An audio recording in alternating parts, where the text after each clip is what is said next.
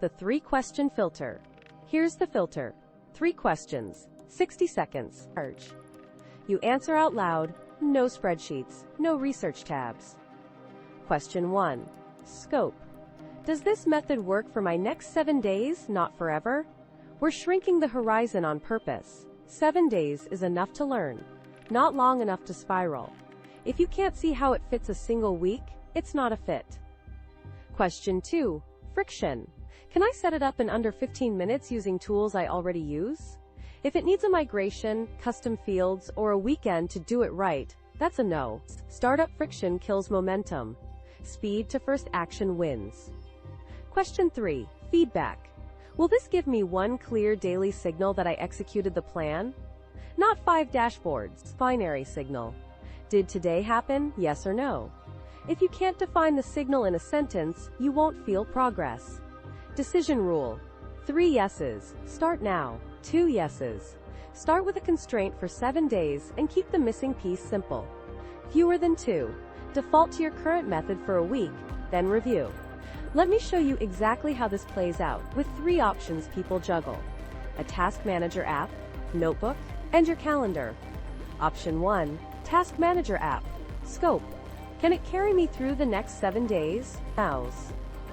Create one project called This Week, drop in the top 3 outcomes, and attach daily next actions.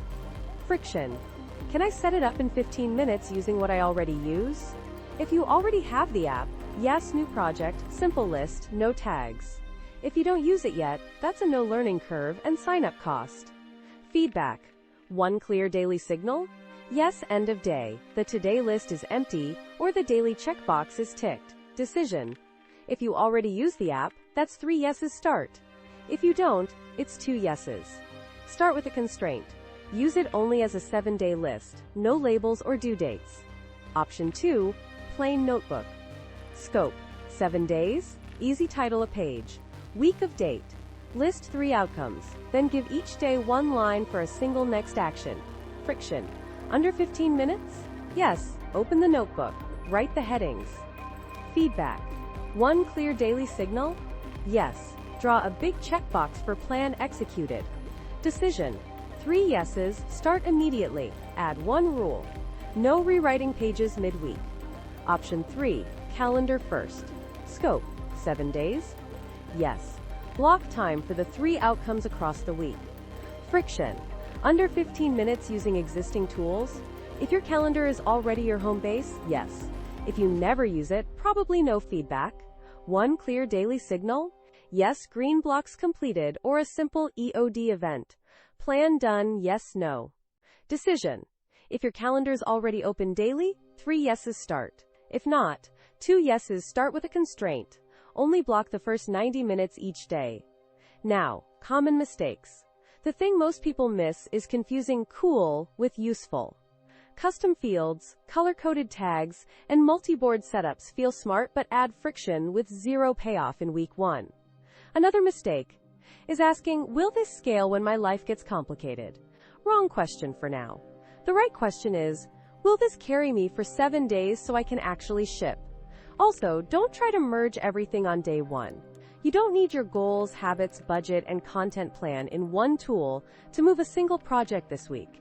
Here's how to use the decision rule in real time. Set a 60-second timer. Say the method you're tempted by. Ask the 3 questions out loud. If you hesitate, that's a no. Make the call using the rule and start. If you land on 2 yeses, add 1 constraint that reduces risk.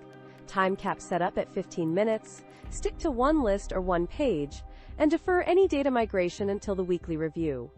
If you land on fewer than 2, your default is your current method for 7 days. No switching mid-week. Let me give you a micro win right now. Grab what's already open, your calendar, your notes, or your task app. Write this at the top, 7-day scope. List the 3 outcomes for the week. Under that, write today's 1 next action and fill it in. Then define your daily signal in 1 line. At 5 p.m., checkbox, plan executed. You've just passed scope, friction, and feedback in under 2 minutes. That's the point. Decide in 60 seconds, start in 15, and let the week teach you what to improve, not another comparison video. Map of the problem. The optimization loop.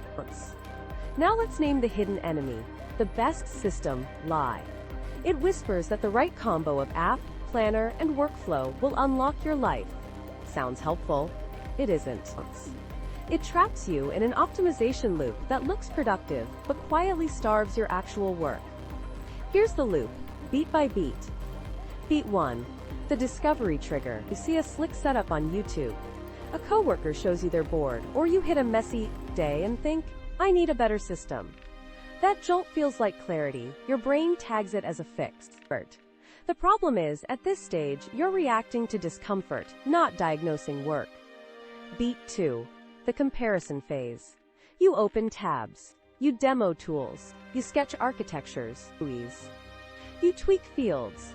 This is where dopamine masquerades as progress. Every feature tour and top 10 inches list gives you micro rewards without the risk of execution. Criteria shift midstream. What started as help me plan this week turns into must scale to my entire life, and suddenly no option fits. You raise the bar as you research, guaranteeing paralysis. Beat 3. Implementation failure.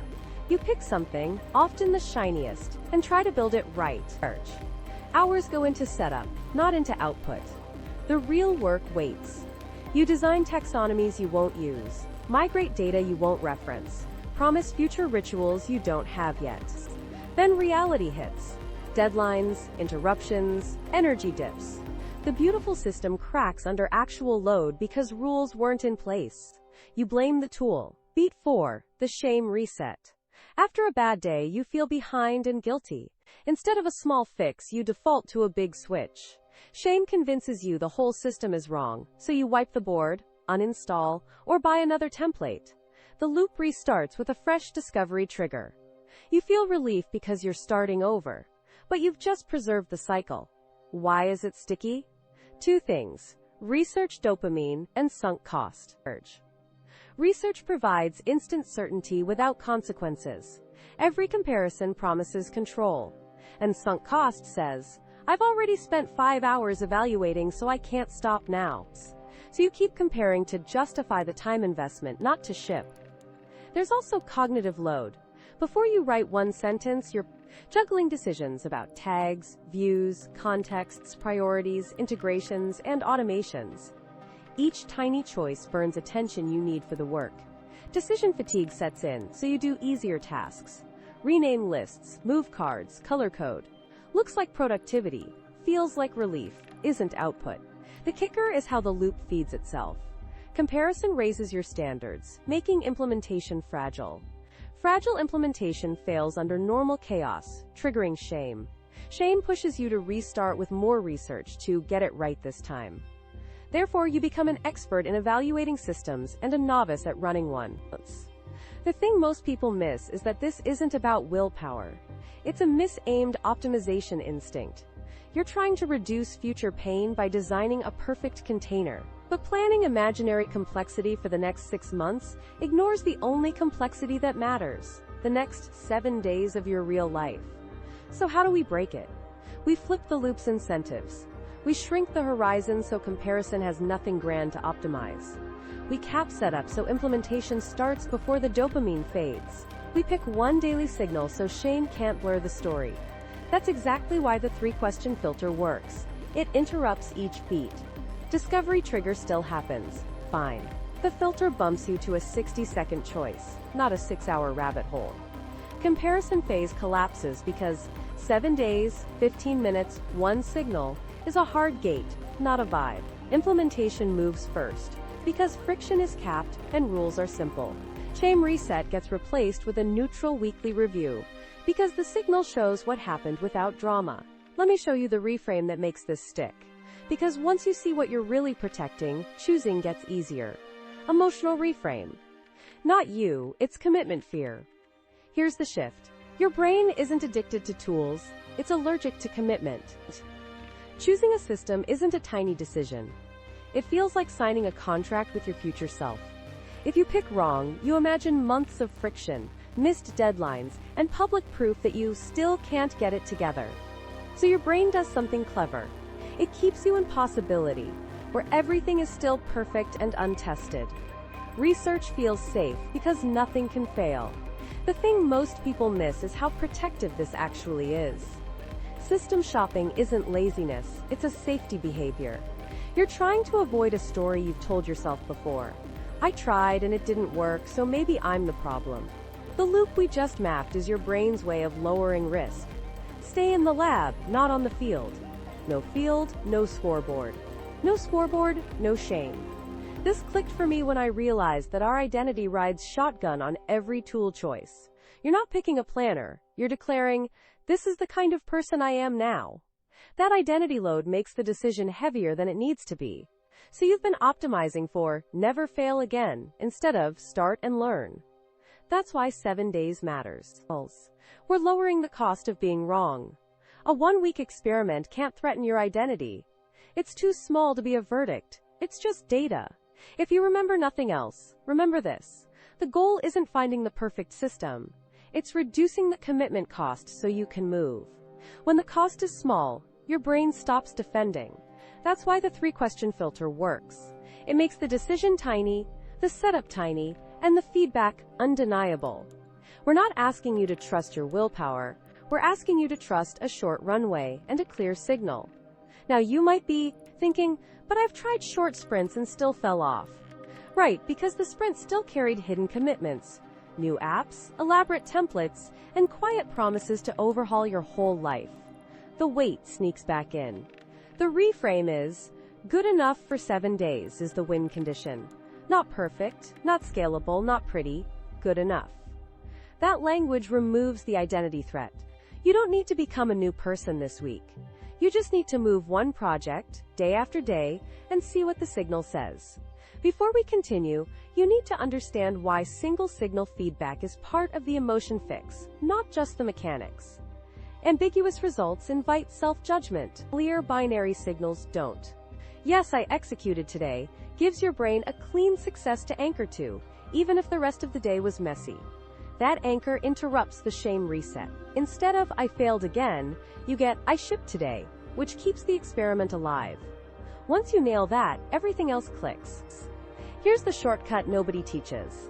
Make the system carry the blame, not you. For 7 days, if the signal drops, treat it like a design issue. Data, not drama. Ask, what rule was missing? Not, what's wrong with me? That move protects your identity and keeps you iterating. The reason this works is it aligns with how behavior sticks. Fast feedback loops, low stakes, and small promises you can keep. Let me show you exactly how to speak to yourself so this feels safe. Coach language, not critic language. Say, I'm running a 7-day test to learn what works in my real week. Say, I'll keep, kill, or tweak on Friday. Say, today's job is one next action and one signal. That's it. No lifetime vows. No tool marriages. Just 7 days of proof. Once you adopt this frame, the filter stops feeling like a restriction and starts feeling like freedom. You get to choose quickly, start fast, and let the week teach you. And boom, there's your control back. Not from planning the perfect life, but from shipping in real time. Principle 1. Constrain the horizon. Let's make scope practical. Only. When you try to design a forever system, ambiguity sneaks in, and the whole thing collapses under its own weight. You start asking, what if my goals change? What about Q4? How does this integrate with everything else? That fog multiplies decisions before the work even starts. Constraining the horizon slices through the fog. The job is not to future-proof your life. The job is to make the next 7 days unmissable. Here's what scope actually means. Choose a 7-day container with a clear end. We're not aiming for lifetime alignment. We're aiming for 1 week of proof. Think of it like a sprint with 3 parts. A single weekly objective, 3 tangible outcomes that define success, and 1 daily next action that moves the needle. If you can write those in 2 minutes, your scope is good. If you can't, the scope is vague. Why 7 days? It's long enough for reality to punch holes in your assumptions, and short enough that you won't defend bad choices. A week creates urgency without panic. It forces trade-offs. Only. It gives you a clean Friday decision.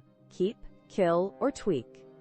Your brain can commit to 7 days without flinching, and that's the whole point. Let me show you the structure step by step. Weekly objective, 1 sentence. Ship draft 1 of the client proposal. Cover chapters 3 to 5 with practice questions. Do 4 workouts to rebuild momentum. Keep it specific enough that you can say yes or no on Friday. 3 outcomes. Measurable checkpoints that make the objective real. For the proposal, outcomes might be outline approved, first draft written, reviewed with notes. For studying, read chapters, complete 60 practice problems, summarize weak areas. For fitness, 4 sessions logged, 2 strength, 2 cardio, mobility on off days. The outcomes are your map. They force clarity. Daily 1. Next action. Every morning, write the single action that advances one of the outcomes. 1. Not 5. If you write more, you're trying to feel safe, not move. Outline section 2. Do 2 Pomodoros of practice problems. 20-minute strength session. The 1 next action keeps scope honest. It connects the weekly promise to the day's reality. Now examples across contexts. Studying. Scope the week like this. Objective. Master supply and demand curves for the quiz. Outcomes. Watch lecture once, take notes, do 40 practice questions, create a 1-page cheat sheet. Daily next actions might be 10 questions plus review, revise notes, or build the cheat sheet. The signal is binary. Did you complete today's next action tied to the outcomes? Yes or no? Freelancing. Objective. Deliver V1 website copy for the homepage. Outcomes. Research and voice bank. Headline and subhead options. 2 hero sections drafted. Daily next actions. Collect 10 voice of customer lines. Draft headline options. Edit hero paragraph. You aren't rebuilding your entire content system. You're moving this week's project. Fitness. Objective. Rebuild the habit with 4 sessions. Outcomes. 4 logged. Mix of strength/cardio. Mobility twice. Daily next action. Start the 20-minute session now. Notice there's no perfect plan, just a tiny scope that leads to proof. Now, common mistakes to avoid. Don't plan months. A monthly plan sounds responsible, but it invites fantasy scheduling. The longer the horizon, the more room for stories. Don't write vague goals like get healthier or be consistent. Vague goals can't guide action. Don't create too many metrics. The more you track, the less you act. You need one scoreboard for the week, not a data warehouse. Here's the quick win to lock scope today. Set a 3-minute timer and write. This week's objective is. 3 outcomes are. Today's 1 next action is. Stop there. If your hand wants to add more, that's anxiety trying to disguise itself as planning. Trust the constraint. Remember, good enough for 7 days beats perfect for 0 days. A lot of people ask, but what if something urgent appears midweek? Great question. Scope isn't a prison, it's a guardrail. If a true fire hits, adjust the daily next action to address it, then return to the outcomes the next day. If the fire changes the whole week, note it, and decide on Friday whether your scope was unrealistic or whether your environment needs a rule. You don't pivot your entire system midweek. You honor the container, learn, and iterate. Another question. What about big, complex goals? Use scope per sub-project. Break the big thing into weekly objectives that stand alone. The mistake is treating complexity as a reason to plan farther out. Complexity is a reason to narrow scope until the next step is obvious. If you remember nothing else about scope, remember this mantra. Decide less, move more. 7 days forces the trade-offs, 3 outcomes keep you honest, and 1 daily next action keeps you out of theory and in motion. You'll be tempted to make it prettier. Don't. Make it shorter. Then run it. At the end of the week, your signal will tell you exactly what to change. That's learning you can trust. Principle 2. Minimize setup friction. Scope gives you a small runway. Friction decides if you ever lift off. High setup makes you feel productive while quietly delaying the first action. The rule here is simple. If you can't make it work in 15 minutes with tools you already use, it's a no for this week. Not forever, just this week. Why this matters. Every minute spent configuring is a minute not spent moving outcomes. Setup is seductive because it's clear, finite, and safe. But momentum is fragile. If you don't score a quick win before the research dopamine fades, the week slips. Reducing friction protects that first win. So what does minimal friction look like? 3 moves: templates, defaults, and start with what's open. Templates remove decisions. Defaults prevent tinkering. And starting with what's open kills the "let me just try this new app" impulse. If Notes is open, use Notes. If your calendar is open, use that. Use the path of least resistance to get to action in minutes, not hours. Let's turn that into steps you can run right now. Step 1. Pick the container you already touch daily: calendar, notes, task app, or a notebook. No signups, no downloads, no imports. If you hesitate, that's friction telling you to choose simpler. Step 2. Set a 15-minute timer. You are building version 1, not the final system. Version 1 must get you to the first action before the timer ends. Step 3. Apply the minimum viable structure. Create one weekly space called This Week. List your 3 outcomes and add today's one next action. That's it. If you reach for custom fields or categories, pause. Ask, does this help me complete today's action? If the answer isn't a clear yes, skip it. Step 4. Define your single daily signal up front. 1 checkbox, 1 end-of-day event, 1 tally. Put it where you already look, not in a separate dashboard. Visibility beats sophistication. Now, examples to make it real. Calendar. Calendar first scheduling. Open your calendar. Block the first 90 minutes each weekday for your top outcome. Title the block with the next action, not a vague label. Color it green. Add a recurring 5-minute event at the end of the day called Plan Executed. Yes, no. You're done. No new views, no integrations. Tomorrow, drag the block if needed. Friction stays low because the rule is first 90 minutes. The calendar you already live in becomes your execution lane. Notes. First planning. Open your default Notes app. New note called Week of Date. 3 bullet points for outcomes. Under that, write Today, 1, next action, add a single checkbox labeled Executed. Pin the note to the top. If the urge to add tags hits, breathe. Pinning is your default. One note, not a wiki. Task app. If you already use a task app, create one list named This Week. Add 3 header tasks for the outcomes and drop subtasks for daily next actions as you go. Hide all other lists for the week. Don't touch labels, priorities, or due dates except for your daily next action. Your feedback signal is a single today done task you check at the end. Let's contrast high-friction habits to avoid. Building custom taxonomies before you've shipped one deliverable this week. Migrating old tasks. Archive them. If something matters, it'll resurface in the weekly review. Designing elaborate tags and filters. If you're not actively using a tag in today's action, it's clutter. Overhauling during the week. Mid-week redesigns destroy learning. Keep a tweak later line and keep moving. Here's a tiny story to cement this. Last week, a client planned to move everything into a new project tool. We capped setup at 15 minutes and forced what's open to win. She stayed in Google Calendar, blocked the first 90 minutes, and used a simple done, not done event. She shipped 2 client drafts by Wednesday. The difference? No migration, no tags, just a fast lane to action. You might be thinking, but my work is complex, I need structure. That's fair. Complexity needs rules, not more setups. Use constraints to manage it. Limit to 1 board or 1 note for the week.